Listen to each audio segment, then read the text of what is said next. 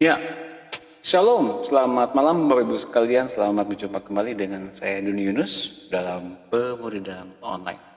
Sebelumnya saya mohon maaf, saya terlambat mulai Bapak Ibu sekalian karena saya baru pulang dan ada satu masalah yang harus diberesin dulu, yaitu masalah non teknis, dan saya bersyukur saya masih diperkenankan untuk diberi kesempatan untuk memberikan firman pada malam hari ini, membahas tentang apa yang kita baru bahas kemarin, hari Kamis malam kemarin, yaitu tentang hati yang baru. Baik, sebelum kita akan mulai, Bapak Ibu sekalian, kita akan minta untuk Bapak Ibu sekalian ada feedback buat kami. Apakah suara yang saya sekarang pergunakan ini jelas kedengaran? Apakah ada bedanya dengan hari kemarin? Karena hari ini saya men-setup kembali sound systemnya, Bapak Ibu sekalian. Jadi dengan upaya tersebut, saya kira dan saya mudah-mudahan memberikan yang lebih baik dalam pelayanan tentang audionya. Oke, saya minta feedback dari Bapak Ibu sekalian, apakah suara saya cukup terdengar jelas pada malam hari ini? Ya, kalau bagus suaranya, puji Tuhan, karena saya baru men-setup kembali audionya, dan saya bersyukur saya masih diperkenankan untuk men-setup lebih baik lagi. Baik, Bapak Ibu sekalian, kita akan membahas tentang apa yang kita bahas kemarin tentang hati yang baru.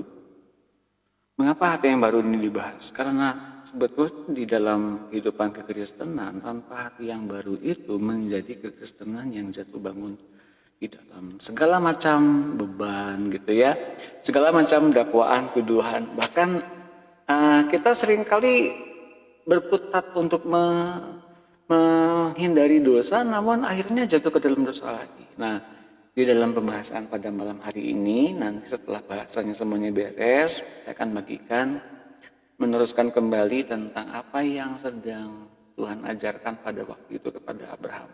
Dan mengapa Abraham merespon hingga betul-betul masuk ke dalam rencana Allah, hingga Abraham menjadi sahabat Allah.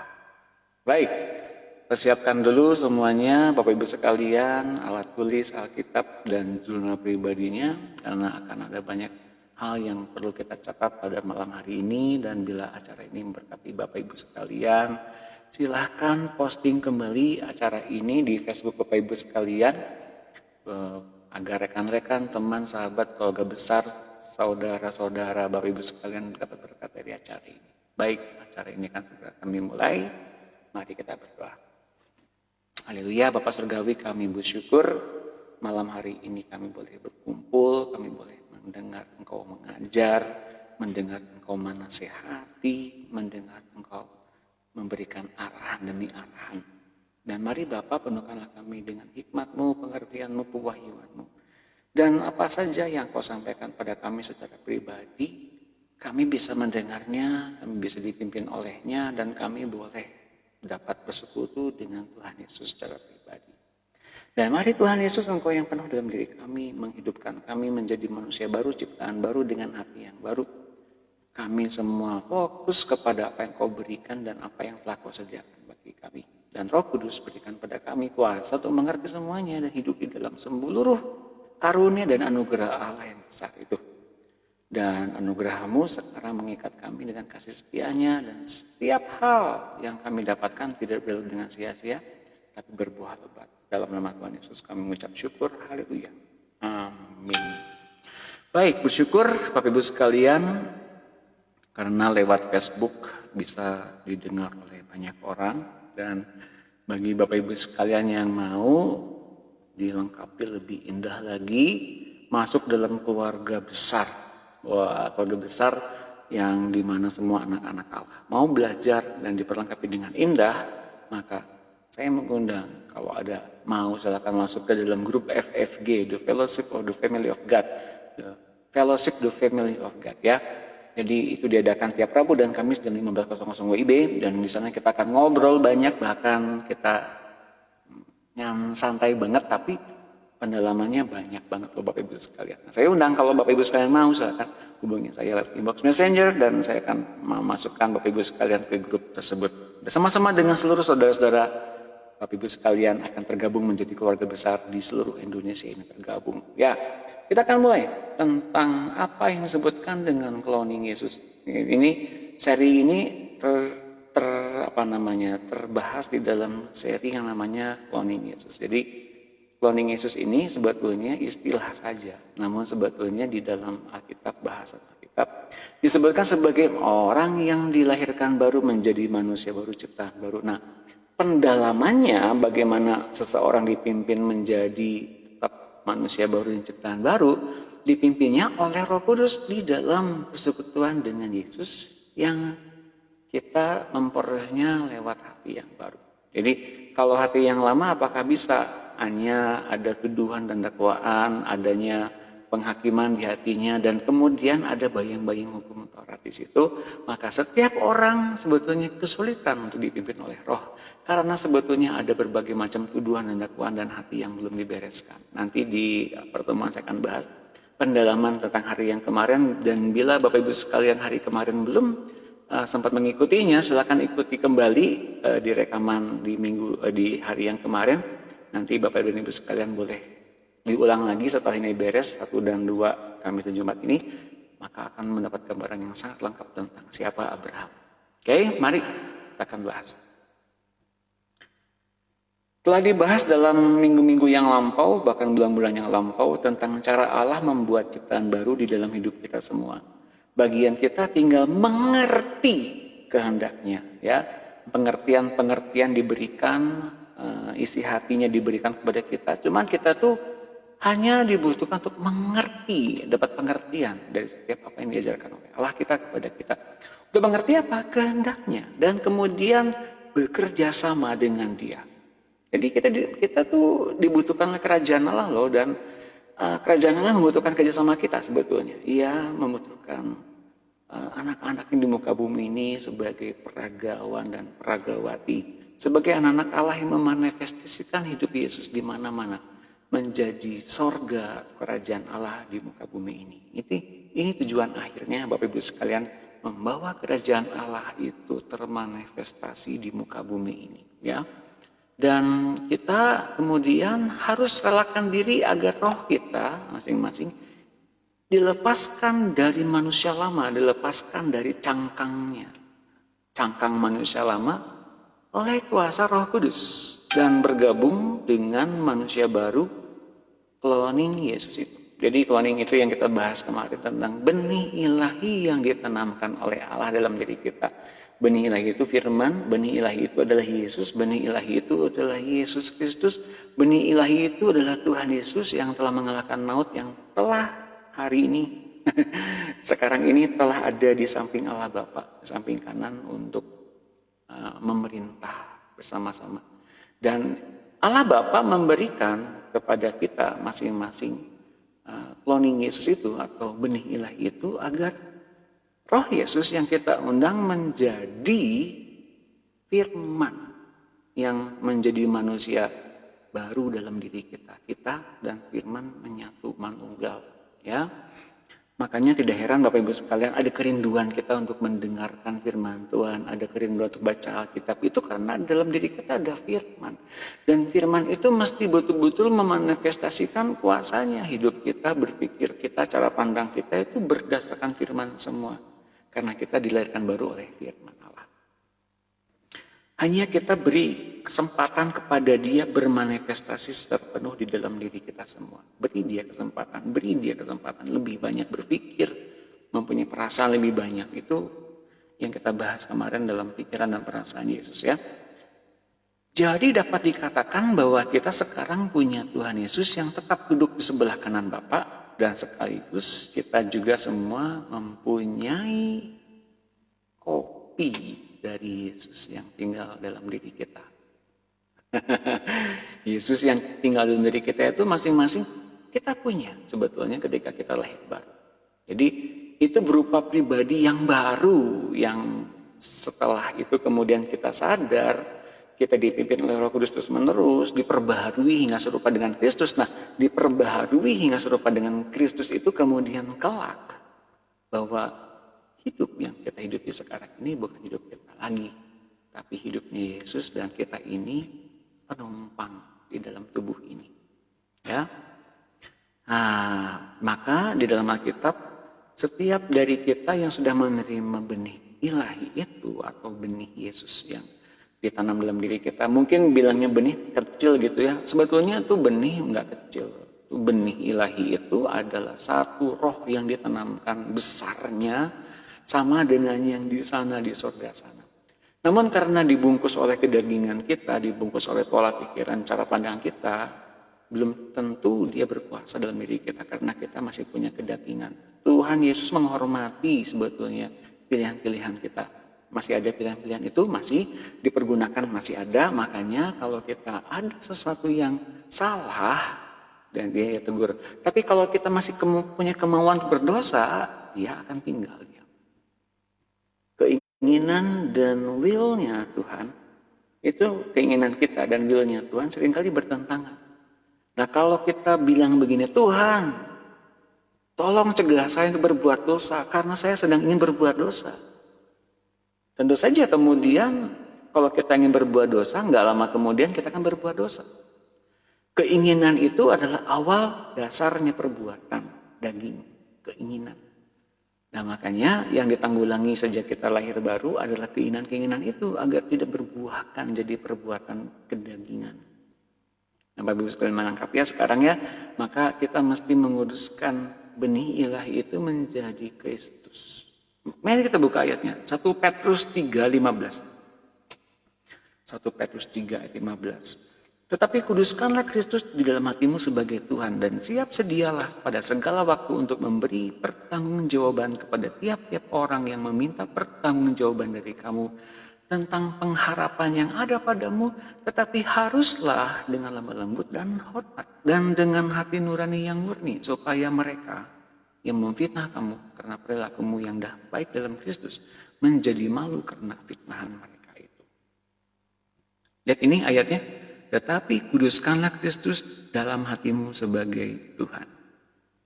Nah itu ayatnya Bapak Ibu sekalian, bagaimana kita mesti menguduskan Kristus. Apa artinya kita menguduskan Kristus? Bahwa yang di dalam hati kita itu adalah Sang Pencipta langit dan bumi.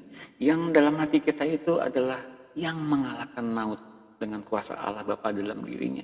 Yang dalam diri kita itu adalah yang telah mengalahkan kuasa dosa dan kuasa maut di dalam tubuh jasmaninya sebagai manusia. Ialah Tuhan Yesus. Nah, ketika Tuhan Yesus hadir dalam diri kita, disebutkan sebagai benih ilahi dan sebagai Kristus. Karena kemudian benih ilahi itu menyatu dengan roh kita, dan ada tingkat tertentu Bapak Ibu sekalian. Kita nanti boleh saksikan bahwa ternyata Kristus itu menjadi betul-betul mengambil alih hidup kita hingga kita menjadi orang-orang yang diurapi secara khusus oleh Allah untuk melaksanakan tugas-tugas Allah. Jadi Bapak Ibu sekalian, mengapa kita memerlukan adanya penghormatan akan hadirat Allah, hadirat Tuhan, hadirat Roh Kudus, terutama hadirat Kristus ya dalam diri kita. Itu untuk membawa kita masuk ke dalam kesadaran demi kesadaran ini bahwa kita adalah pribadi-pribadi yang mencerminkan atau menggambarkan atau membawa kerajaan Allah hadir di muka bumi. Oke. Nah, jadi itu Bapak Ibu sekalian ayatnya bagaimana kita mesti diberikan pengertian, kesadaran agar kita mengalami kesadaran itu bahwa kita betul-betul menyatu manunggal bersama-sama dengan Kristus yang ada di hati kita. Dengan seluruh orang percaya di muka bumi ini, jika ini terjadi maka terjadilah yang namanya dengan kepenuhan Kristus. Nah, itulah kemudian akan terjadi pengangkatan orang percaya besar-besaran dari dunia, dari bumi ini ke surga yang kita sebut sebagai pengangkatan orang percaya. Lazim orang katakan sebagai rapture. Gitu ya Bapak Ibu sekalian. Nah, Roma 8 ayat 10. Tetapi jika Kristus di dalam kamu, maka tubuh memang mati karena dosa. Ya. Secara manusiawi, manusia lama memang kita nggak mampu dan kita pasti berdosa. Itu ya ayatnya ya. Tetapi roh adalah kehidupan oleh karena pembenaran. Wah. Tetapi roh yang ditanamkan dalam diri kita itu oleh Allah, roh kita dan roh Kristus, yang ketika kita menerima baptisan Roh Kudus, kita menjadi kesadaran kita penuh dan kita ini bukan hidup kita lagi. Itulah sebabnya maka ketika dilaksanakan baptisan kelahiran kembali, ada yang langsung penuh dengan baptisan, ada penuh dengan Roh Kudus karena ada pembaptisan Roh Kudus, ada yang masih ada beberapa waktu lamanya baru mengalami kesadaran itu. Nggak apa-apa, no problem, sama aja Bapak Ibu sekalian. Yang penting setelah kita berjalan dipimpin oleh Roh Kudus, kita akan mengalami kesadaran bahwa kita manunggal dengan Elohim, manunggal dengan Roh Kudus, manunggal dengan Bapa, manunggal dengan Tuhan Yesus. Oleh baptisan Roh Kudus, menenggelamkan kita kepada kesadaran yang betul-betul bahwa kita ini hidup melalui pembenaran. Nanti saya akan bahas ini lebih dalam. Hidup kita dilalui dengan pembenaran demi pembenaran. Bukan kebenaran yang kita kerjakan setiap hari. Bukan satu kebenaran usaha keras yang kita lakukan untuk menjadi kudus, untuk menjadi religius, untuk menjadi orang benar. Saudara dan saya mesti benar-benar mengakui kita ini jauh dari sempurna. Jadi jangan malu bilang begitu. Kita masih mempunyai pikiran-pikiran yang salah, pikiran-pikiran yang mungkin saja mengarah kepada dosa. Saudaraku, Bapak Ibu sekalian, jangan malu mengakui itu. Itu untuk kita betul-betul sadar penuh akan pembenaran ini. Nanti saya akan bahas tentang ini lebih dalam, jangan takut, makanya jangan kemana-mana untuk tinggalin acara ini. Karena di akhir acara nanti saya akan bahas yang mendalam tentang pembenaran ini ya. Nah, kalau kita lihat di dalam 2 Korintus 13 ayat 5, ujilah dirimu sendiri, apakah kamu tetap tegak dalam iman? Selidikilah dirimu, apakah kamu tidak yakin akan dirimu bahwa Kristus Yesus ada di dalam diri kamu? Sebab jika tidak demikian, kamu tidak tahan uji. Bapak Ibu sekalian, kenapa ayat ini dibilang begitu? Karena di dalam kehidupan kita, Kristuslah yang menyediakan segala-galanya bagi kita. Persis ketika Ia ciptakan manusia di hari ke-6 ya. Di hari ke-6 itu manusia diciptakan untuk mengkepalai bumi sebetulnya. Selain dia harus betul-betul berkuasa atas ular, atas segala binatang, juga untuk menguasai bumi, berkuasa menguasai bumi. Demikian pula Yesus yang telah menyelesaikan pertandingan iman, ketaatan kepada Bapa. Ya, Yesus itu dulu disempurnakan di muka bumi lewat pertandingan itu ya. Kemudian Yesus itu sendiri menyediakan jalan bagi kita, bahwa jalan yang telah ditempuhnya itu sampai dengan Ia duduk di tahta yang sekarang Ia duduki di sebelah kanan Allah Bapa, bahwa sekarang ini Dia membuka jalan agar kita juga bisa menyelesaikan pertandingan iman. Tapi bukan dengan upaya yang keras, namun apa-apa saja yang telah disediakan oleh Tuhan Yesus, kita masuk di dalamnya. Oke, tadi pembenaran dan setiap apapun yang disediakan oleh Yesus, kita masuk ke dalamnya. Ada 2, nanti akan dibahas. Oke, nah makanya Bapak Ibu sekalian, nanti akan ada yang namanya apakah betul kita tahan uji, apakah betul itu dibuktikan benar ada bahwa kita itu betul-betul memiliki Kristus Yesus. Karena kemudian Kristus Yesuslah adalah satu-satunya harapan kita. Tidak ada yang lain. Saudaraku, Bapak Ibu sekalian boleh berjemaat di jemaat yang besar, di gereja yang besar, punya hamba Tuhan yang betul-betul diurapi Tuhan luar biasa. Oke, bagus. Tapi sudahkah ada Kristus Yesus di hatimu?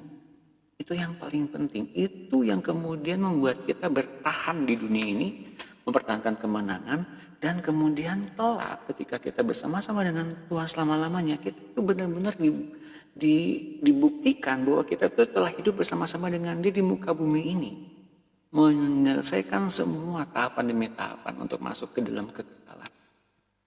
Ini yang perlu kita ketahui Bapak Ibu sekalian. Sudahkah betul-betul kita dihidupkan oleh Kristus Yesus dengan firman-Nya, dengan remanya setiap saat itu? Maka bagi seluruh orang Kristen kemudian kita mesti dipimpin oleh hati yang baru, bukan oleh pikiran. Banyak kali kita berusaha menghapus pikiran-pikiran dan memori-memori lama, dipendam gitu ya, ada luka dipendam, ada nggak kenyamanan, ada ketidaknyamanan dipendam gitu ya. Atau ada perbuatan-perbuatan yang seringkali mungkin belum dibereskan sepenuhnya, ada satu tuduhan dan dakwaan muncul lagi, mimpi-mimpi lagi yang nggak enak di masa-masa lampau, ada lagi seringkali melintas tentang dosa-dosa di masa lampau, itu dipendam, ditekan terus. Enggak kok, saya sekarang udah hidup benar, udah pelayanan, udah menyerahkan hidup pada Tuhan. Tapi itu masih ada memori-memori lama, dan banyak dari kita demikian berusaha menghapusnya dengan pelayanan, dengan perbuatan baik kepada orang-orang, seolah-olah seperti kalau kita berbuat baik semuanya hilang gitu. Apakah demikian? Nah, agar tidak dikuasai dorongan-dorongan berbuat dosa dan kejahatan dengan doa permohonan kepada Tuhan atau dengan urapan. Ya. Dan beberapa hikmat dunia berusaha mengubah pola pikiran seseorang agar manusia melakukan yang terbaik dan maksimal dalam penampilan berupa performance. Anda mungkin dari masa kanak-kanak, kita semua mungkin sering terbiasa didampar oleh orang tua dan atasan atau hal-hal yang di atas kita dengan kata-kata, di mana otakmu, pakai otakmu itu. Artinya bahwa kita harus berpikir untuk melakukan suatu pekerjaan dengan benar. Manusia duniawi selalu menekankan peranan otak sebagai pengatur tingkah laku, tetapi Tuhan Yesus menunjukkan yang benar. Sumber segala sesuatu berasal dari hati. Perubahan seseorang akan terjadi permanen kalau hatinya yang diubahkan. Jadi banyak orang menampilkan yang baik ketika dia di sekitar orang lain. Tapi kalau di sekitar orang-orang yang terbiasa dengannya, di keluarganya, di orang-orang yang biasa dia temui, ya bertindak ya nggak bertopeng dua lagi, tapi langsung aja natural gitu ya Bapak Ibu sekalian. Nah, berapa banyak dari kita yang masih memakai topeng ganda? Satu, ingin memunculkan yang terbaik di depan orang-orang. Tapi ketika di hadapan orang-orang yang sudah terbiasa dengan hidup dengan kita menjadi orang yang kembali lagi seperti biasa. Nah, itu merupakan satu kelelahan yang sangat bagi kita kalau kita masih bertopeng seperti itu. Nah, oleh karena itu maka perubahan yang harus secara total diubahin itu adanya memakai hati yang baru.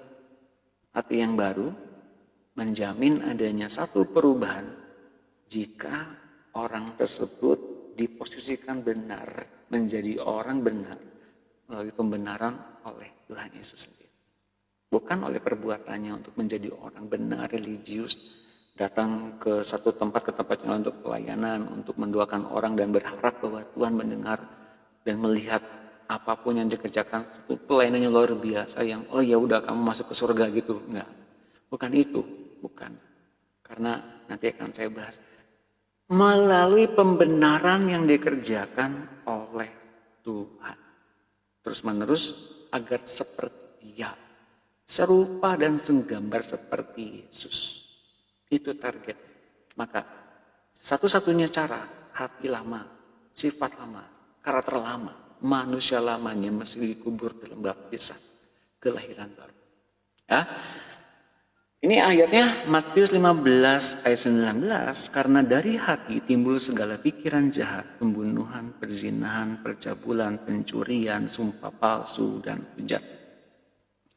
Pak, kalau seseorang sudah lahir baru, Pak, apakah seseorang yang lahir baru itu dan punya hati yang baru, yang sudah dibaptis oleh Roh Kudus, sudah berkata-kata dalam bahasa roh sekalipun, apakah masih punya pikiran jahat, Pak? Masih. Masih kalau hati lamanya masih hidup. Bapak Ibu sekalian, masih kalau ternyata masih punya pikiran-pikiran lama yang masih dipendam. Jadi ikut Kristus itu berupa perubahan karakter, bukan pelayanannya, bukan bagaimana dia doakan orang sakit sembuhnya, bukan itu. Perubahan karakter yang paling penting Bapak Ibu sekalian. Nah, kalau kita mengerjakan selebihnya, bagaimana kita menyembuhkan orang sakit bersama-sama dengan Tuhan, itu adalah bonusnya Bapak Ibu sekalian. Oke, tentu saja saya mesti mengulang kembali apa yang dibahas ini ada kaitannya dengan apa yang saya bahas kemarin. Nanti lihat lagi rekamannya, karena murid-muridnya ketika betul-betul ingin pamer kepada Tuhan, Tuhan saya sudah lakukan ini dan itu, saya sudah usir setan, saya sudah menyembuhin orang sakit. Nah, kata Tuhan Yesus, sini. Yuk kita menyepi dulu, terlalu ramai orang di sini. Yuk kita ngobrol. Tuhan rupanya lebih tertarik melihat hati murid-muridnya yang diubah. Ya, itu boleh kita dibaca nanti ya di Markus. Ya. Nah, Bapak Ibu sekalian, lalu kemudian di Markus 7 ayat 20, katanya lagi, apa yang keluar dari seseorang itulah yang menajiskannya. Sebab dari dalam, dari hati orang timbul segala pikiran jahat, percabulan, pencurian, pembunuhan. Yang keluar dari orang, itu yang menajiskan. Baik menajiskan dirinya maupun menajiskan seseorang. Mengapa? Karena hati orang bisa menajiskan. Baik yang punya hati maupun orang yang kemudian dikata-katai oleh orang itu. Bapak Ibu sekalian.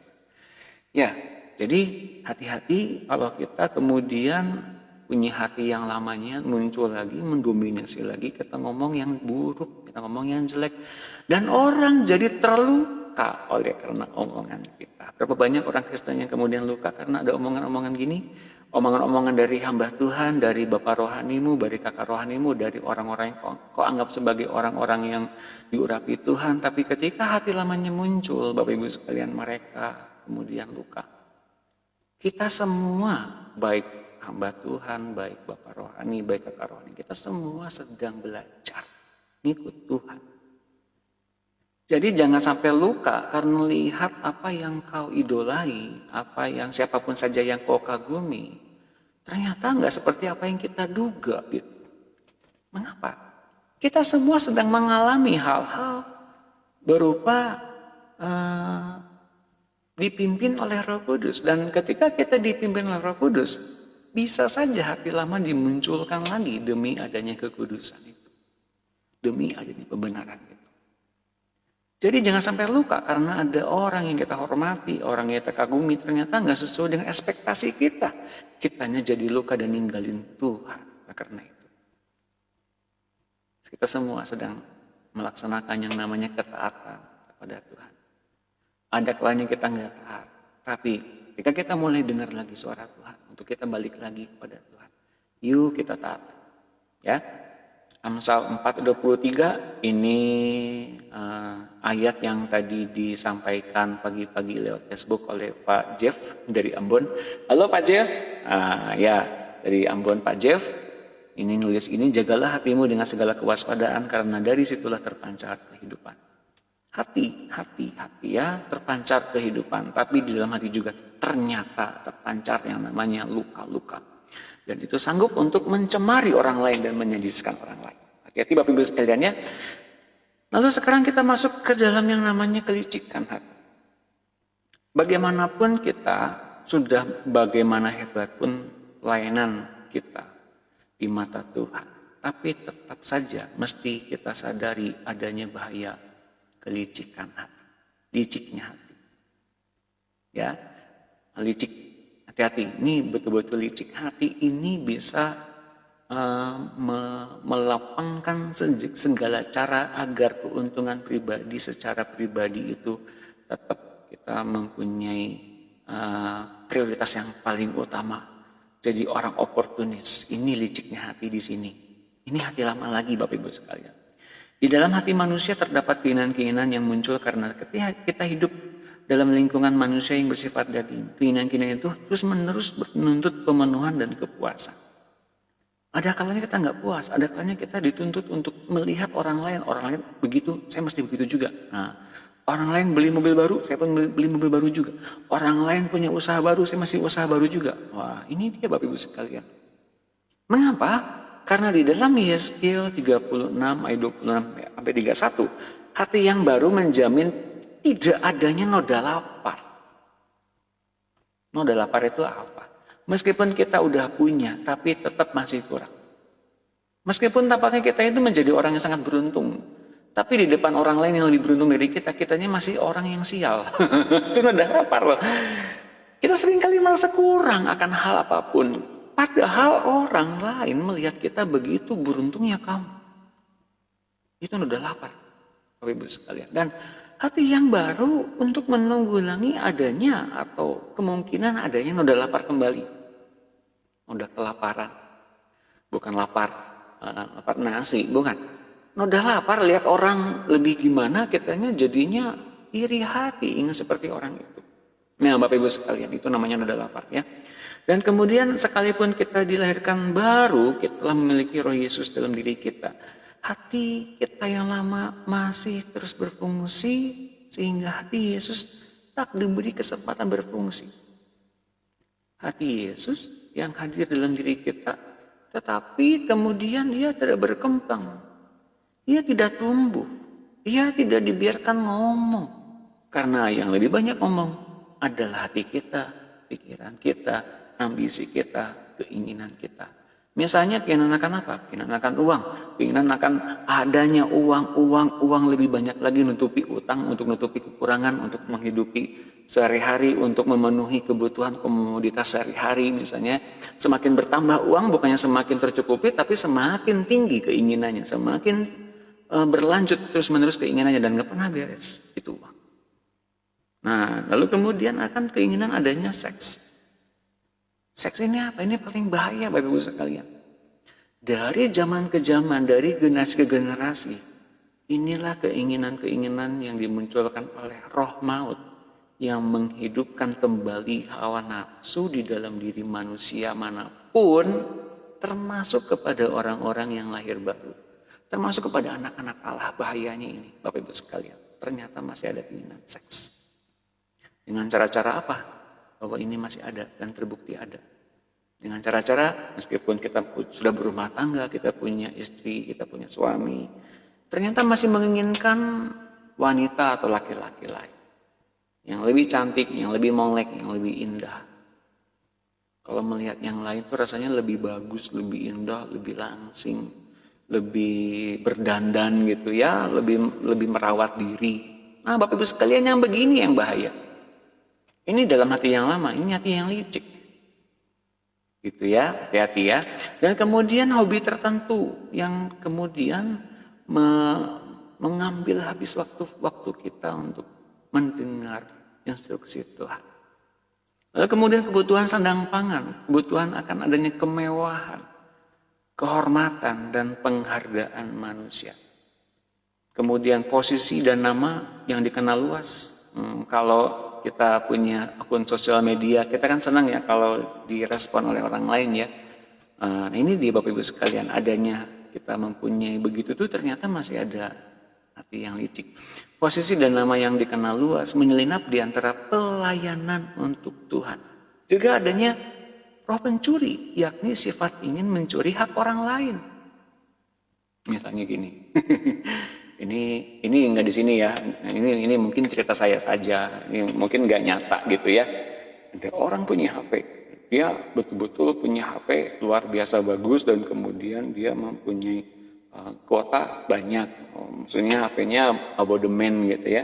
Lalu kemudian ada orang yang mempunyai kuotanya banyak dan sinyalnya lebih stabil, tiba-tiba minjem dong, saya mau nelpon, saya mau pakai Zoom meeting, minjem pulsa kamu boleh nggak? Padahal dia udah punya. Nah, ini Bapak Ibu sekalian, menggunakan apa yang orang lain punya, padahal dia udah punya sendiri dan lebih dari cukup. Tapi tetap ini juga sifatnya licik, hati yang licik, Bapak Ibu sekalian. Ya, mencuri hak orang lain, mengambil kesempatan untuk memanfaatkan handphone orang, isi laptop orang lain, dan kemudian mempergunakan keuntungan-keuntungan lewat hidup orang lain, apa yang orang lain punya gitu, tanpa si jin yang punya. Itu tuh hati yang licik seperti itu. Bahkan hal-hal yang dipandang wajar dan normal seorang manusia sering menuntut penggenapan dahulu lebih dari ketaatan kepada dia. Ingatlah bahwa Musa dinyatakan tak memenuhi syarat memasuki tanah Kanaan hanya karena ia marah tanpa disuruh Tuhan. Bapak Ibu sekalian mengerti ya mengapa Musa nggak masuk ke tanah perjanjian, karena ia luka sebetulnya, ia pahit hati, dipandang. Dan ketika betul-betul umat Israel itu betul-betul mencobai dia, kata Musa begitu mungkin dalam hatinya, lalu dia mengutuki, ngomong buruk tentang bangsa Israel. Mengerti ya mengapa ternyata Tuhan masuk di hati kita untuk dia lebih dulu menanamkan keinginannya. Dia menanamkan perasaan dan pikiran-pikirannya agar kita nggak keburu untuk punya perasaan yang dari manusia lama kita, punya pikiran yang dari manusia lama kita, punya karakter yang dari manusia lama kita.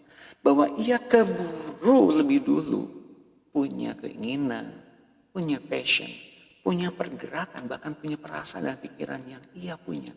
Dan ia membagikannya kepada kita dan kita nerima dan kemudian kita taat untuk mengaplikasikannya ke dalam kehidupan kita. Kita baca Yeremia 17:9. Betapa liciknya hati. Tuh lihat itu, lebih licik daripada segala sesuatu hatinya sudah membatu. Siapakah yang dapat mengetahuinya? Aku, Tuhan, yang menyelidiki hati, yang menguji batin, untuk memberi balasan kepada setiap orang setimpal dengan tingkah langkahnya, setimpal dengan hasil perbuatannya. Nah, kemudian kita lihat dulu di dalam Lukas 9:59 tentang seorang anak muda. Nah, ini kebetulan saya juga tadi pagi dapat saat teduh tentang ayat seperti ini, bahwa ini dapat dari hikmat. Aneh juga sih.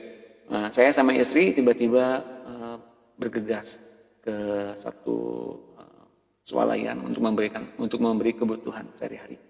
Nah, ketika pas beli gitu ya, saya berpikir loh, ketika pulang selalu ada yang lupa, selalu ada yang kurang, yang selalu tercecer.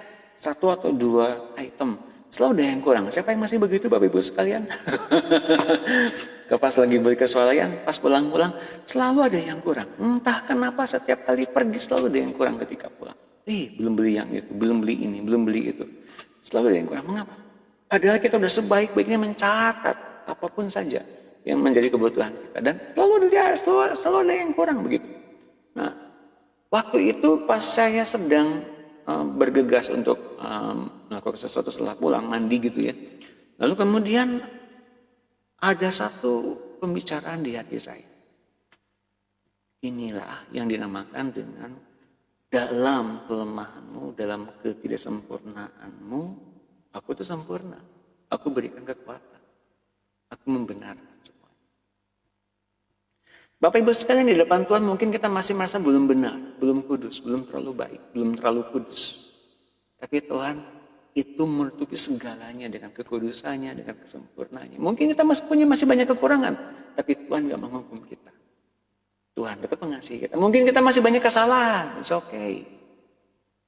Tapi Tuhan tetap melihat potensi kita. Ke arah mana kita pergi, ke arah mana kita tumbuh. Jadi Bapak Ibu sekalian, kalau hari ini kita mendapatkan pengertian begitu, bahwa kita mempunyai imperfect, bahwa Tuhan dengan segala kesempurnaannya, tapi kita dengan segala ketidaksempurnaannya, Roh Tuhan hidup dalam diri kita untuk berikan pengertian, untuk membawa kita dalam satu perjalanan, bahwa kita kelak akan seperti Dia. Bahwa kelak kita akan memandang dengan cara pandang Dia secara luas, secara dalam, panjang. Nah, kita sedang menuju ke sana. Bukannya kita udah di sana. Kita sedang menuju ke sana. Jadi jangan sampai melihat kelemahanmu, ketidaksempurnaanmu, dosamu yang banyak itu sebagai halangan untuk mengenal Tuhan, halangan untuk tidak bertumbuh bersama-sama dengan Roh Kudus. Tapi izinkan Tuhan ngomong lebih banyak. Tentu Dia akan bilang, aku mengasihimu. Tentu Dia akan bilang, aku menyayangimu. Tentu Dia akan bilang, aku memulihkanmu, aku mengampunimu. Tentu. Mengapa? Agar kita tetap memandang kepada Tuhan dan segala apa yang sedang Ia kerjakan dalam hidup kita. Kita melihatnya. Hingga kita ninggalin dosa, kita ninggalin maut, kita ninggalin kebinasaan. Karena kita, bukan karena kita tidak ingin begitu, karena kita fokus kepada Tuhan. Ini lingkungan yang indah. Bahwa ternyata kita sedang fokus untuk hidup dalam hidup yang kekal lewat tuntunan Tuhan setiap hari. Setiap saat. Oleh firman-Nya, oleh kasih-Nya, dan oleh anugerah-Nya. Ya. Ini ayatnya, lalu Ia berkata kepada seseorang yang lain, ikutlah aku. Tetapi orang itu berkata, Tuhan izinkanlah aku pergi dahulu menguburkan Bapakku. Tetapi Yesus berkata kepadanya, biarlah orang mati menguburkan orang mati, tetapi engkau pergilah dan beritakanlah kerajaan Allah di mana-mana. Ada kalanya mungkin banyak orang menampik ajakan Tuhan pada hari-hari ini. Mengapa? Saya belum siap. Saya belum siap ninggalin apa yang di masa lalu saya. Saya belum siap. Kayaknya terlalu kudus, itu sukar buat saya. Karena terlalu baik itu sukar buat saya. Saya masih orang yang hina. Saya masih berbuat yang salah terus-menerus. Saya malu kalau saya ikut Tuhan seperti itu. Nah, Bapak Ibu sekalian, itu liciknya hati. Saya rasa saya masih perlu banyak baca Alkitab. Saya rasa saya masih perlu banyak sekolah untuk saya mengerti Tuhan. Itu liciknya hati. Untuk ikut Tuhan, Bapak Ibu sekalian, izinkan Tuhan membantu kita, izinkan Tuhan menolong kita, karena Ia memang juru selamat. Izinkan Tuhan hadir dengan seluruh perkataannya, dan perkataannya itu sanggup menyelamatkan jiwa kita. Bapak Ibu sekalian, kalau Tuhan mengundang kita pada hari ini untuk hadir dalam persekutuan dengannya setiap saat, karena kita sedang dibawa naik ke dalam posisi yang sebenarnya, yang kita bahkan gak mampu ke dalamnya, tapi Dia yang mau menaikkan kita ke posisi itu. Maka kita harusnya bilang gini sama Tuhan, Tuhan saya mau, Tuhan saya siap. Entah apapun, dosa apapun, pergumulan apapun itu di masa lalu kita pada hari-hari ini, ketidakmampuan itu jangan menjadi penghalang untuk ikut Tuhan. Tuhan menghendaki setiap orang percaya untuk memiliki belas kasihan di dalam hatinya. Bagaimana belas kasihan itu dapat tumbuh dalam diri orang percaya? Dengan mendapatkan diri di situasi orang yang bersangkutan. Seolah-olah kita yang mengalami masalah atau kesulitan orang tersebut. Namun, harus selalu ingat untuk bertanya kepada Tuhan, apakah kita boleh melakukan sesuatu untuk orang itu? Walaupun hati Anda tergerak amat sangat, ini belas kasihan itu begitu ya. Jangan berbuat salah dengan hanya mengikuti belas kasihan tanpa bertanya kepada Tuhan. Jangan belas kasihan Anda melampaui ketaatan untuk bertanya akan kehendak hatinya. Di sini seorang pelayan Tuhan sering terjebak dalam kesalahan karena mendahului Tuhan sebab merasa tergerak menolong orang lain. Tunggu Tuhan tanamkan belas kasihannya, perasaannya dan pikirannya. Kita boleh tanyakan sama Tuhan, Tuhan, saya melihat saudara saya itu, saya kasihan. Apakah Engkau betul-betul menaruh belas kasihan itu di dalam diri saya? Dengan demikian, kalau Tuhan menaruhnya, kekuatan yang dari Tuhan, belas kasihan yang dari Tuhan, kemampuan Tuhan untuk bertindak secara efektif, secara tepat sasaran, bagaimana caranya menolong, Tuhan yang melakukannya lewat tubuh kita dengan menggunakan segala apapun yang Tuhan kehendaki atas setiap hal yang kita punya dalam kehidupan kita. Nah, Tuhan yang mengendalikan penuh dan Tuhan pula yang melindungi kita. Ya.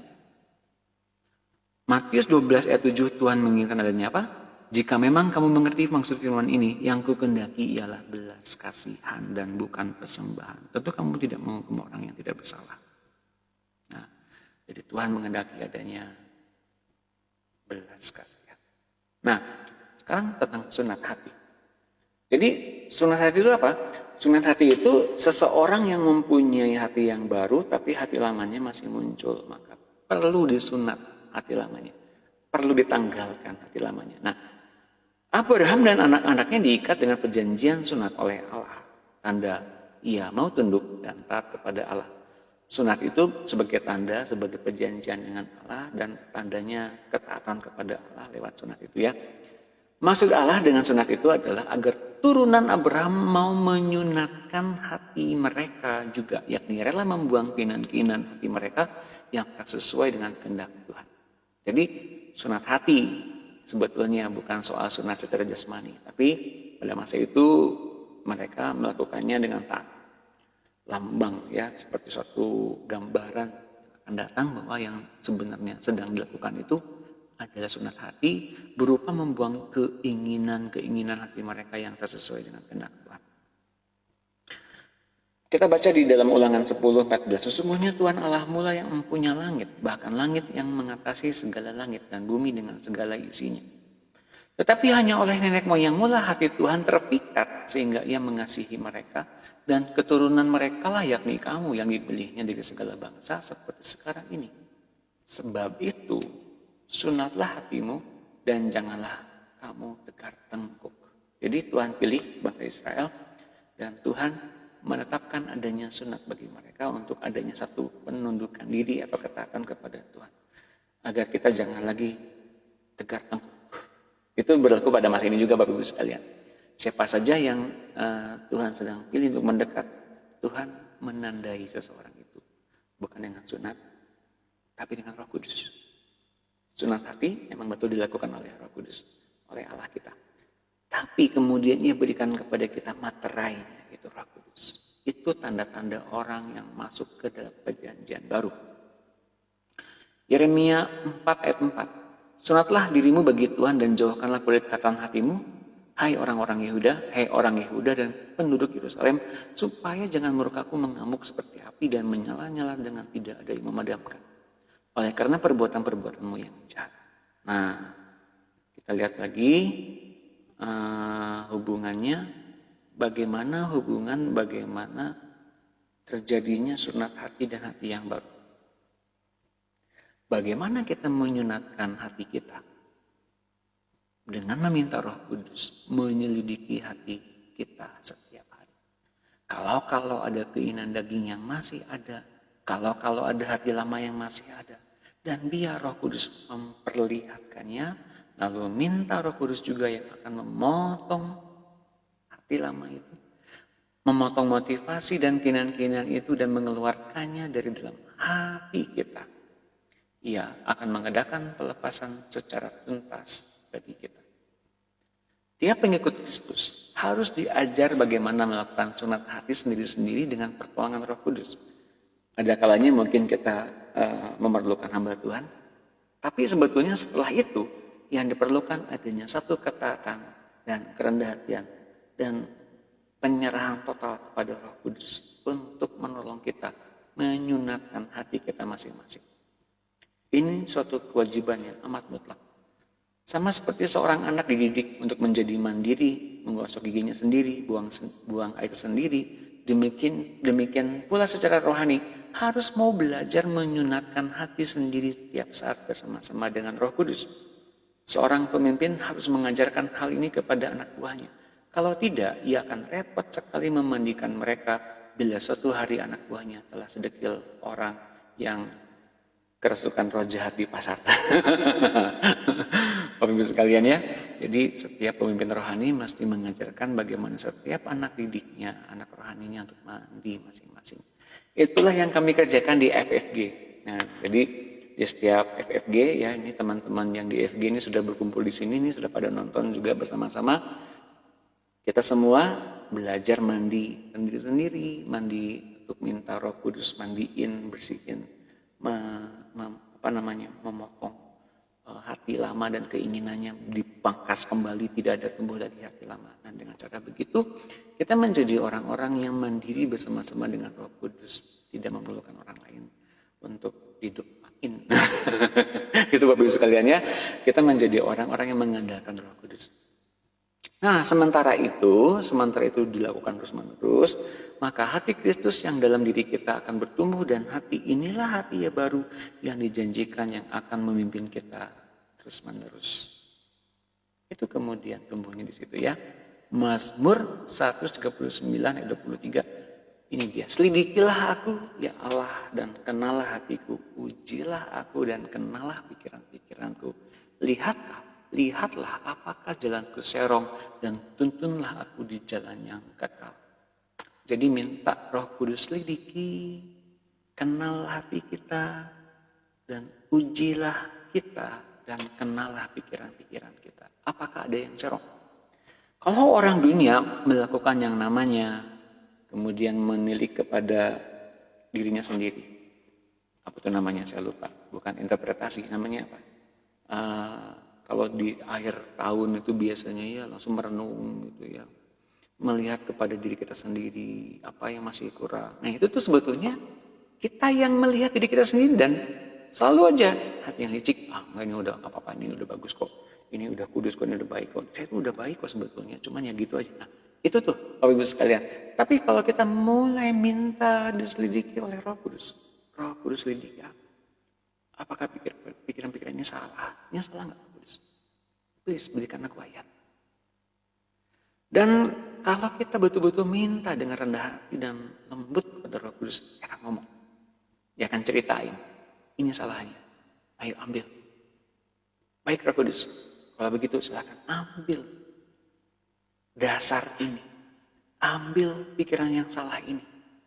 Ambil dari hatiku. Sekarang juga aku berikan kepadamu otoritas penuh untuk mengambil. Dengan demikian kita bisa tahu. Dan kalau ini dibiarkan terus-menerus, biasanya menjadi sampah yang kemudian membuat tubuh jasmani kita terkena dampaknya. Bisa jadi kita mengalami gangguan pencernaan.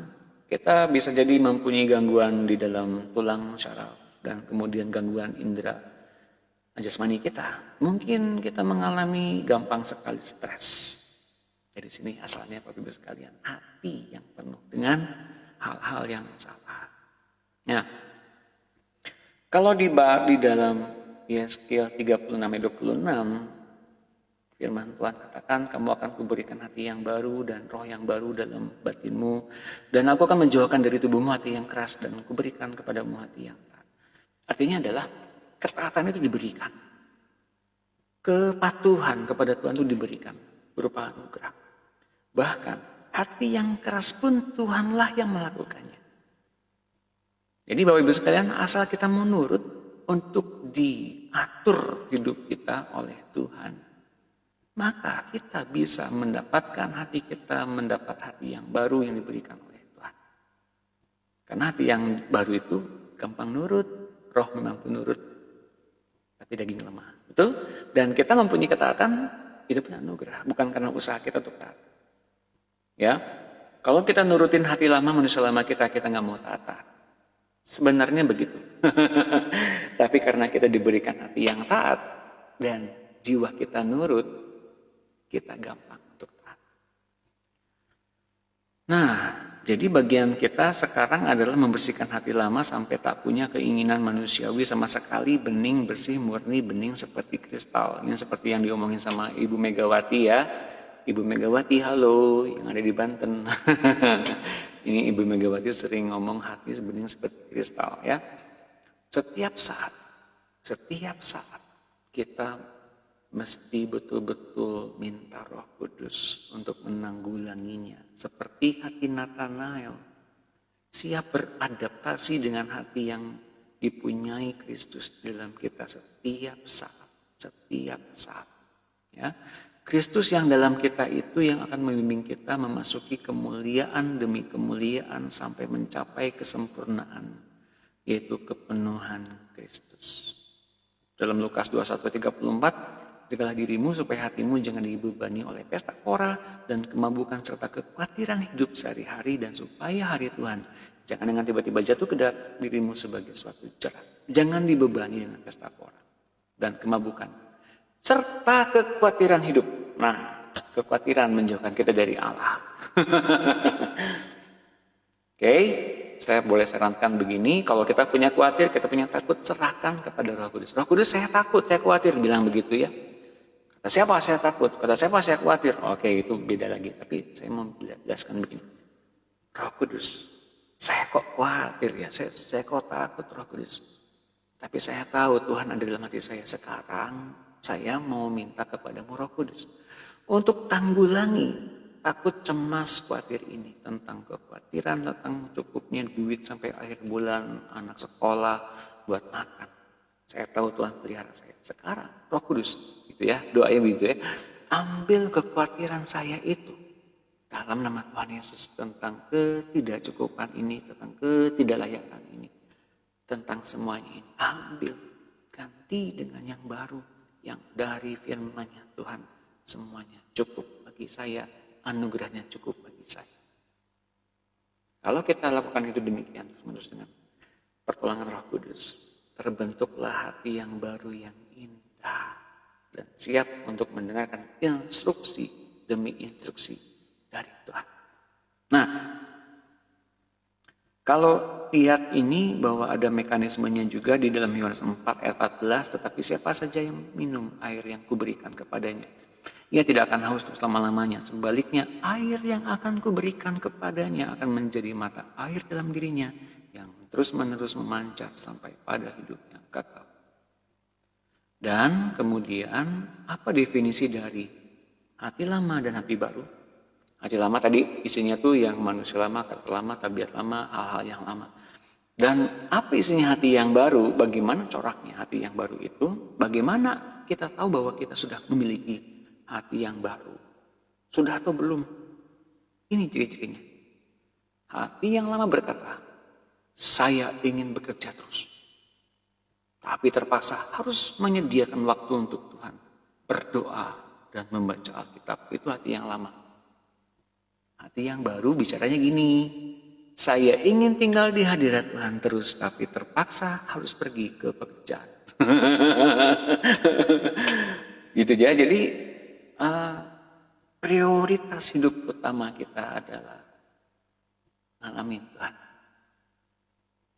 merindukan Tuhan, dan menikmati Tuhan, menikmati hadirat. Ya. Jadi kalau kita kemudian beraktivitas, ya terpaksa kerja nih, gitu ya. Maka kita kerja, maka kita beraktivitas. Itu yang terjadi kalau kita punya hati yang baru. Ya. Oke, sekarang saya sesuai dengan janji saya tadi, saya akan ceritakan tentang yang namanya bagaimana iman Abraham itu masuk ke dalam rencana Tuhan. Saya mau bagikan ini, sebetulnya kemarin lebih komplit, tapi ada waktunya hari ini, Bapak Ibu sekalian. Ini dia, bagaimana Abraham sampai kepada titik bahwa ternyata dia bisa mendapati janji-janji Allah tergenapi dalam hidupnya. Bagaimanakah kita bisa memahami tentang iman Abraham? Ini satu hal yang indah, yang ketika saya pelajari ini indah banget loh Bapak Ibu sekalian. Abraham ini mengalami hal-hal yang menakjubkan, tapi hal-hal yang penuh dengan risiko. Ada beberapa hal yang perlu kita akan pelajari dalam bahasan ini, membahas tentang hati yang baru ini, bahwa inilah dimensi iman yang sesungguhnya. Abraham benar-benar mempercayai Tuhan dengan sepenuh hati.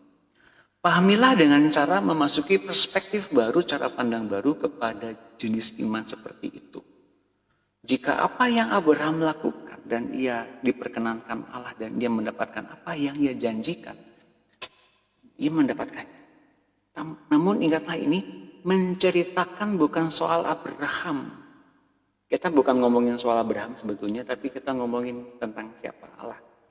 Tentang apa yang ia mau, tentang apa yang ia sedang kerjakan, apa yang sedang ia garap. Ia sebetulnya punya rencana ini sebelum dunia ada. Ini perlu kita harus tahu.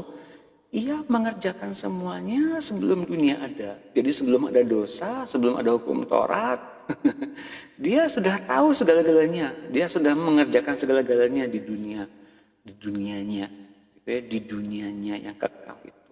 Dan dia kerjakan di bumi. Sebelum adanya hukum Taurat, ia sudah akan mengadakan hubungan. Jadi hukum-hukum Taurat itu berupa aturan-aturan dasar yang mengatur hubungan antara Tuhan dengan manusia dan manusia dengan sesamanya gitu. Nah, kalau manusianya hanya lihat ke itunya saja, maka kemudian menghilangkan esensi hubungan dengan Tuhan. Sementara Tuhan ingin mengadakan hubungan. Nah, hubungan dengan Tuhan pasti menggenapi hukum-hukum Taurat. Hubungan yang indah dengan Tuhan pasti menggenapi hal-hal yang ada di dunia ini. Sebetulnya itu begitu Bapak Ibu sekalian. Nah, ini bukan soal Abraham sebetulnya.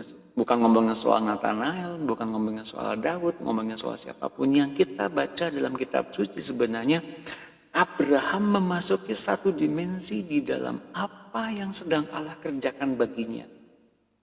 Dan itulah yang menjadi titik balik hidup Abraham, dimenangkan oleh Allah. Nah, luar biasanya begitu ya, Abraham ditarik keluar. Ditarik keluar itu artinya dia harusnya memisahkan diri dengan keluarganya. Tapi dia membawa papahnya dan membawa keponakannya Lot. Abraham belum menjadi sahabat Allah waktu itu masih dalam proses. Tapi ingat bahwa Allah memilih dia. Berarti Allah mempunyai satu pandangan yang luas tentang Abraham. Dan hari ini Bapak Ibu sekalian, seberapa dari kita yang masih jatuh bangun dalam pikiran-pikiran yang salah atau dalam dosa sekalipun, Allah melihat potensi ilahi dalam diri kita. Sebetulnya Allah melihat adanya satu kerinduan yang besar dalam diri kita. Dan Allah melihat segala macam yang sedang dikerjakan olehnya yang sudah ada di dunianya itu. Dan ketika ia melawat kita pada hari ini, pada malam hari ini, ketika sampai dalam pembahasan ini, Bapak Ibu sekalian masih bersama-sama dengan saya hari ini. Dan kiranya perkataan ini sampai di dalam hati Bapak Ibu sekalian malam hari ini ya. Allah melawat, Allah melihat bahwa Tuhan kita sedang menginginkan adanya satu persepakatan dengan kita. Bukan soal kontrak kerja, bukan soal hukuman dan keselamatan, bukan. Tapi soal hubungan. Soal bagaimana kita bisa mempercayai dia dalam segala pekerjaannya dan rencananya itu. Ini yang sedang kita pelajari. Abraham mempercayai Allah untuk ditempatkan oleh Allah di dalam posisi yang seharusnya. Yaitu yang dibenarkan. Bukan berupaya untuk berbuat sebenar-benarnya apa yang menurut Abraham benar dan tepat. Jadi Tuhan mengatur hidup Abraham. Dan Abraham mau. Tuhan menarik Abraham dari zona-zona yang mungkin dia masih nyaman dalam dirinya. Dan Abraham mau. Meskipun Abraham masih ada kederekatannya. Tapi Abraham mau tetap taat ngikutin Tuhan. Abraham itu adalah kita, Bapak Ibu sekalian. Abraham itu adalah kita. Pada satu titik ia disebutkan sebagai sahabat Abraham. Tapi itu melalui satu level tahapan demi tahapan yang sebetulnya melelahkan bagi orang dunia pada masa ini.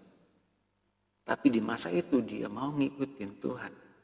Dia mau ngikutin pergerakan Tuhan. Bapak Ibu sekalian, bahwa Abraham mau ngikuti apa yang sedang Tuhan kerjakan dan apa yang sedang Tuhan sediakan baginya. Dia mau ngikuti. Mengerjakan ketaatan dengan membenarkan. Setiap hal yang salah dibenerin oleh Tuhan Abraham.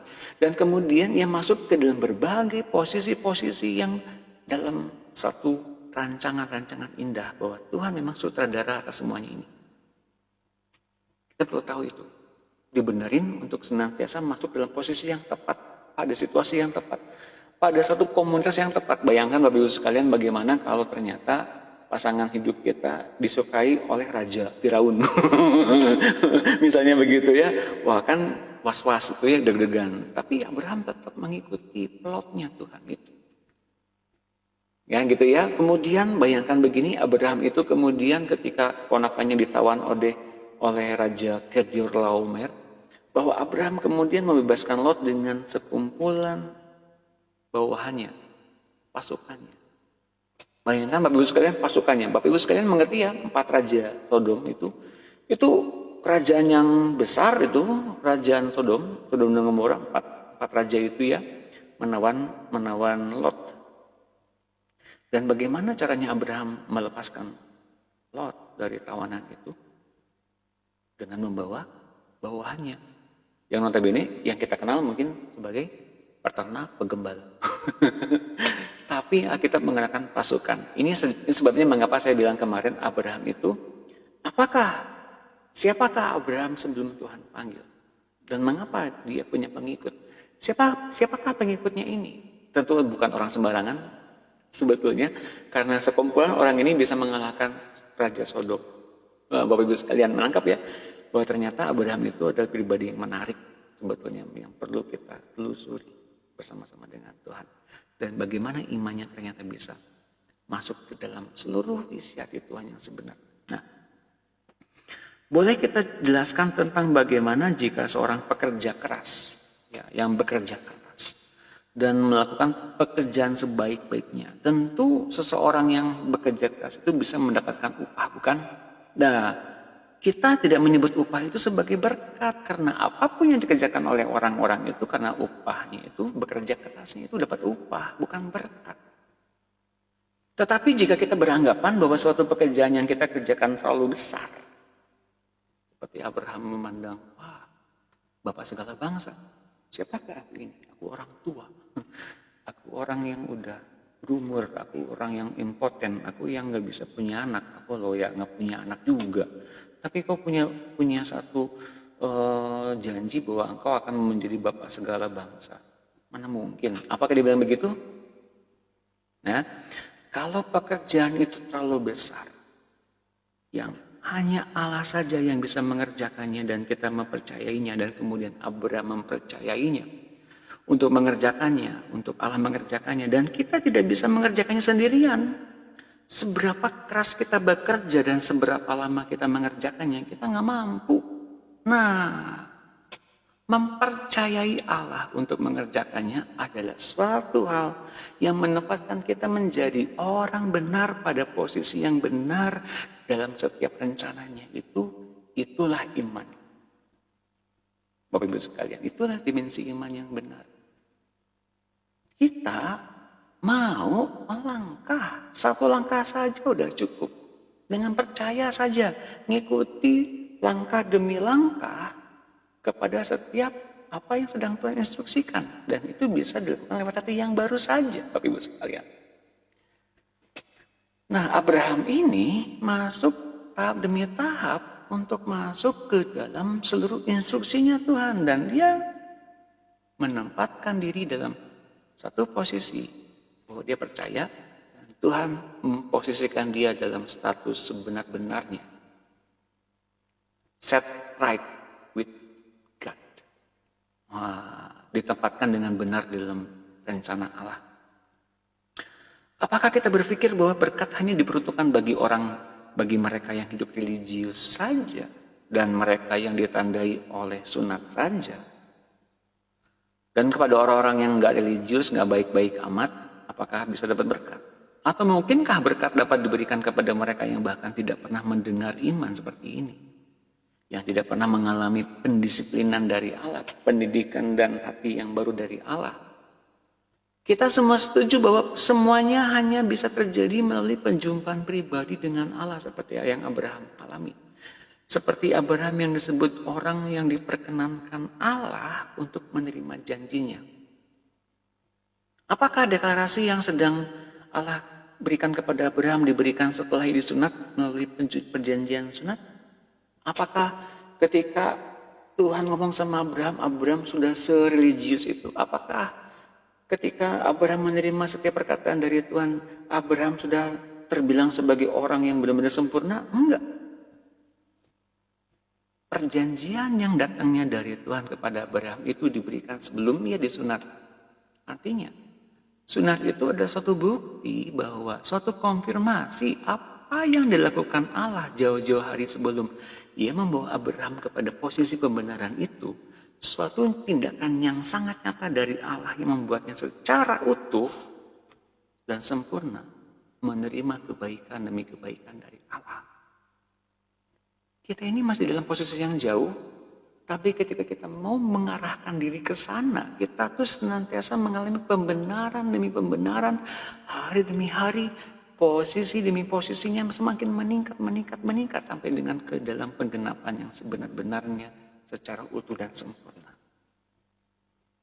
Pada ujungnya tuh kita bisa melihat Allah itu baik. Tuhan itu sempurna dalam rencananya.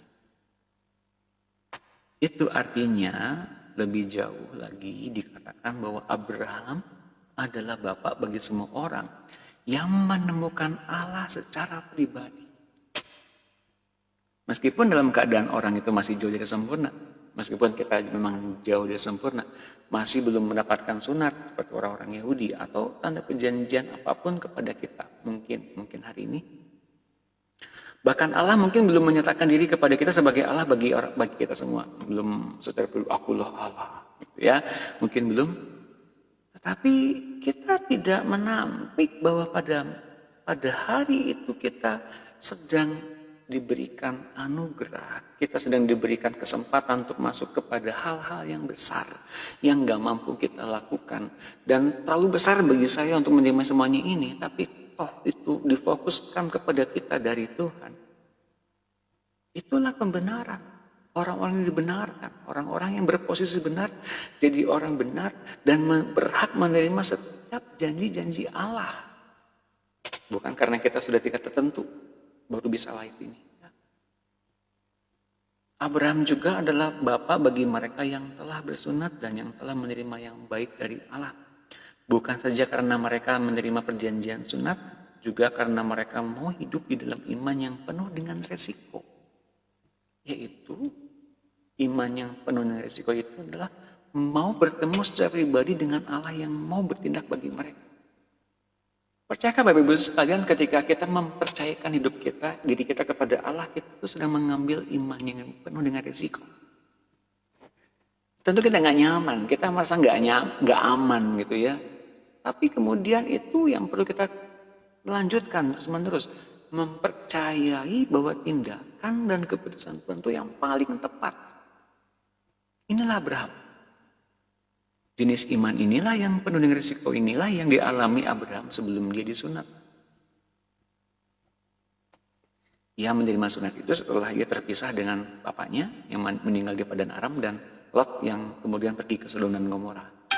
Jadi adanya perjumpaan pribadi antara Tuhan dan Abraham, lalu kemudian Tuhan banyak ngomong kepada Abraham setelah Abraham mempunyai waktu sendiri dengan Tuhan. Janji Allah kepada Abraham yang luar biasa itu, yaitu ia dan anak-anaknya akan memiliki bumi, memiliki berkat, menjadi berkat bagi banyak bangsa. Seluruh bangsa diberkati oleh Abraham dan keturunannya, diberikan saat Abraham justru tidak dalam kondisi dan situasi yang memungkinkan untuk menerimanya. Itu mutlak adalah keputusan Allah untuk memberikan begitu saja segala-galanya kepada Abraham. Dan Abraham, puji Tuhannya, menerimanya dan mempercayainya. Jika ada orang yang menerima janji Allah karena melakukan secara detail apapun yang diperintahkan padanya dan melakukan secara sempurna job desk yang diajukan kepada mereka, itu adalah kontrak kerja yang dilakukan oleh Tuhan kepada hambanya. Hal itu menghapuskan kepercayaan dari Sang Allah kepada seorang pemilik janji. Jadinya bukan lagi sebuah janji Allah yang luar biasa, yang indah dan manis, namun suatu kontrak kerja yang mengikat dan kemudian kalau salah dihukum. Tapi hari ini kita menerima janji yang kudus seperti yang Abraham dapatkan. Kita menerimanya bukan karena kita sudah pada tingkat tertentu jadi orang benar, tapi kita menerimanya pada tingkat bahwa kita masih jauh dari sempurna. Masih jauh dari yang kita pikir orang benar. Tapi kalau kita mau menerimanya, kita justru jadi orang yang dibenarkan. Dan dalam posisi pembenaran terus-menerus untuk serupa dengan Kristus. Suatu kontrak kerja, satu keputusan itu secara satu arah begitu dimaksudkan agar kita dengan takut dan patuh di dalam tekanan satu hukuman-hukuman yang kemudian kita bisa lihat, waduh hukuman, dan jika kita melanggar dan kita kemudian dihukum, kita kemudian dibilang sebagai pelanggar. Betul? Nah, Tuhan kita enggak seperti itu. Tuhan kita memateraikan Roh Kudus, bukan seperti kontrak kerja, tapi sebagai kepastian. Kepastian agar kita betul-betul bisa taat. Kalau kita lihat tadi, hati yang baru itu adalah hati yang kemudian dijauhkan dari hati yang keras. Tapi diberikan kepada kita ketaatan. Ketaatan dari mana? Meskipun itu diberikan. Tapi kemudian kita akhirnya mau mengikutinya. Kenapa? Karena kita menjadi orang-orang yang dipilih untuk dibenerin. Bukan karena kita jadi orang benar dulu, tapi kita dari kesalahan-kesalahan kita, dari sikap kita, dari kondisi kita yang salah, yang kacau barau gitu ya. Tapi ketika kita mendekat, datang satu langkah gitu saja, kita jadi orang yang dibenarkan untuk menerima janji Allah. Jadi Bapak Ibu sekalian, kalau Bapak Ibu sekalian sekarang menghampiri tata Allah di dalam ruang kudus, dan ruang maha kudus yang kita punya di hari ini di dalam tubuh kita, di hati kita ya.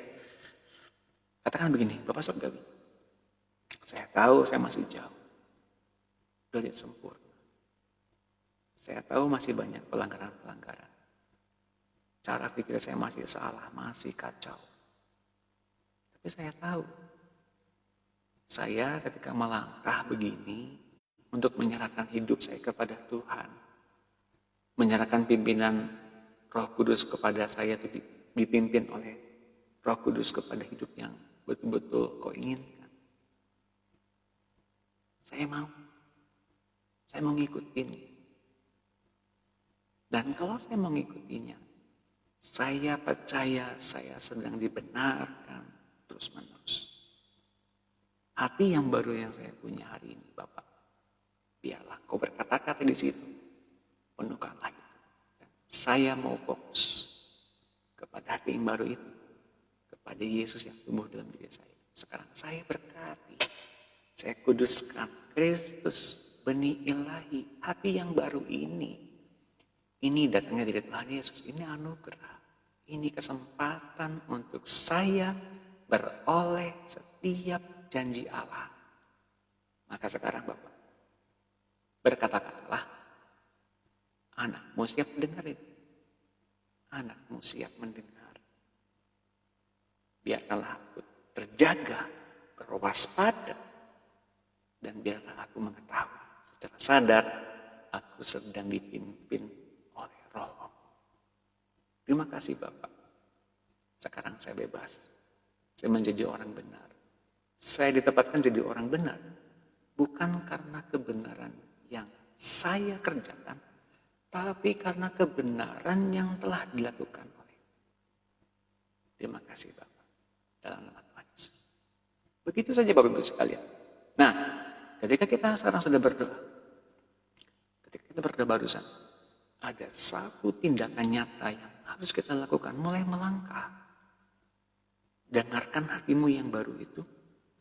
Hati yang baru kita dengarkan, pastinya ciri-cirinya adalah selalu menanggalkan kedagingan. Selalu memilih jalan untuk menanggalkan kedagingan dan pikiran-pikiran yang lama serta egosentris. Itu pasti hati yang baru. Maka Bapak Ibu sekalian, mendengarkan Tuhan bicara di hati kita, di Roh Maha Kudus itu. Dan kuduskanlah dia sebagai hidup yang sesungguhnya yang membuat kita menjadi manusia baru dan ciptaan baru dalam karya Allah yang besar. Dan kita sudah masuk di dalamnya. Kita menikmati setiap pekerjaannya yang sudah diselesaikan. Dan berikan kesempatan buat Roh Kudus untuk menanggulangi dan kita sadar kita sedang ditanggulangi. Terpujilah Tuhan. Mari kita berdoa, kita duduk kepala. Terima kasih Bapak yang baik. Terima kasih atas setiap firman, kebenaran, posisi pembenaran, setiap janji-janjimu yang kau nyatakan bagi kami anak-anakmu di tempat ini, dimanapun mereka berada pada malam hari ini. Engkau yang mengetahui beban berat yang mereka pikul atau pikiran-pikiran, tuduhan-tuduhan, setiap dosa-dosa, setiap jatuh bangun mereka yang mereka sekarang alami, yang membuat mereka terhalang masuk ke dalam karyamu penebusan.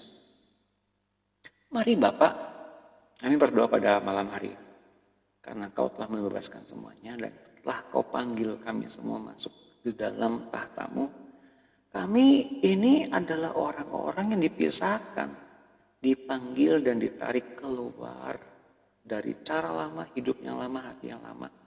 Seperti Abraham keluar dari kampung halamannya, masuk ke daerah janji. Sekarang juga pada saat ini, pada malam hari ini, siapapun bagi anak-anakmu Bapak yang sudah mengambil komitmen untuk menyerahkan hidupnya, hatinya kepadamu dan Engkau ambil alih semuanya, seluruh aspek kehidupannya, siapapun saja pada malam hari ini, mari Bapak Ibu sekalian bilang kau percaya, taruh tangan kananmu di dada kirimu. Mari kita aminkan perkataan ini. Bapak Surgawi, siapapun saja yang sedang menumpangkan tangan kanannya di dada kirinya pada saat ini, Engkau yang sekarang mengganti hati lama mereka dengan hatimu. Dan Tuhan Yesus masuk ke dalam hati mereka sebagai Tuhan dan sebagai Juru Selamat bagi mereka. Buat mereka sepenuhnya sadar bahwa mereka punya hati yang baru pada saat ini. Dan hati yang baru itu, Bapa, Engkau berkata-kata banyak, berpikir banyak, punya perasaan yang lebih banyak dibanding hati lama mereka dan roh mereka. Sekarang biarlah roh-Mu, Bapa, dan Engkau Tuhan Yesus dan Engkau Roh Kudus penuh melawat mereka.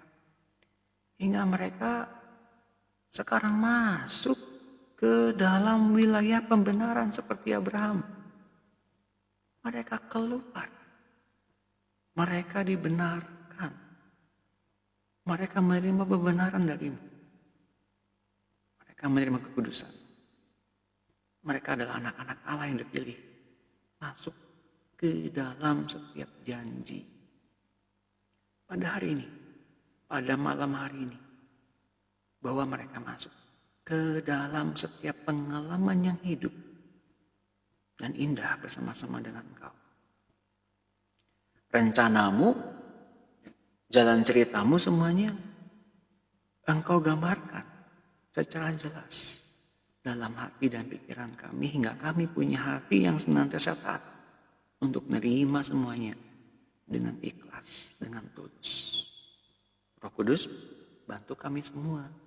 Ini kekuatan yang asalnya datang dari sorga yang ditempatkan secara permanen dalam hati kami sekarang kami minta. Kuasamu, tenagamu, urapanmu memenuhi kami. Memenuhi setiap anak-anak Allah. Hingga apapun beban dosa, tuduhan, dakwaan, ketidakmampuan, ketidaklayakan.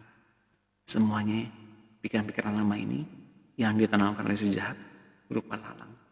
Ini keluar disunat habis oleh-Mu Roh Kudus. Oleh-Mu Roh Kudus. Habis semuanya. Hingga sekarang mereka dengan hati yang baru dengan jelas menangkap suara Tuhan Yesus. Dan pimpinan-Mu Roh Kudus dengan jelas mereka dengar. Buat mereka taat. Buat kami semua taat. Oleh kasih setia Tuhan yang besar.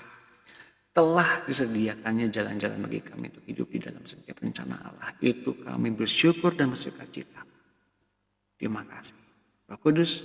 Terima kasih Tuhan Yesus. Terima kasih Bapa Surgawi. Dalam nama Tuhan Yesus kami bersukacita. Haleluya. Amin. Bapak Ibu sekalian terima kasih. Sampai di akhir acara. Kiranya acara ini memberkati Bapak Ibu sekalian dan terimalah hidup yang baru ini. Dan bagi Bapak Ibu sekalian yang mau hadir besok di acara FFG. Besok akan ada acara FFG. Jangan lupa jangan kelewat. Adanya kesaksian bagaimana saudara-saudara kita dipulihkan dan diberikan kesempatan untuk mengenal Allah lebih dekat, lebih dalam, dan lebih indah. Nanti ada kesaksian itu.